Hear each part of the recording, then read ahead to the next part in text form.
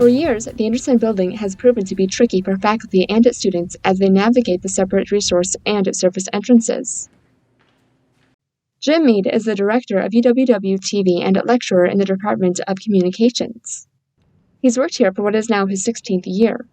Since his first day on campus, he's noticed many students coming through Anderson Hall, mistaking it as a part of the actual library. We actually spend a great deal of time, both myself and the student employees here, end up giving students the tour basically to exit one door and enter into the correct one, because they unfortunately didn't know the different portions to the library.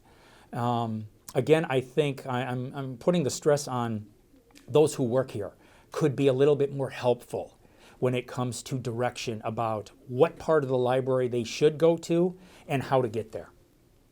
One of the resources unknown to people is where the Anderson General Access Lab is. Some don't even realize that the library portion of the building has a back entrance close to Anderson Hall.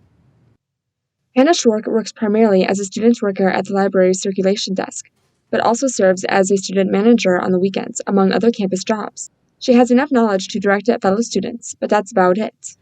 I would say I'm definitely really familiar with the main library building, but outside of that, I have a vague idea of where things are. I can direct people to places they need to go. Usually a lot of people ask where ICIT is, or CSD, or Dean of Students, or the Media Lab. And I know vaguely where those things are, but very few of those places have I actually been to myself. There is only one entrance and exit to the library itself due to securing materials. Paul Welchley is the library director of the Anderson and Rock County campus libraries. He explains that due to security, it takes time making directions clear without being too specific or confusing.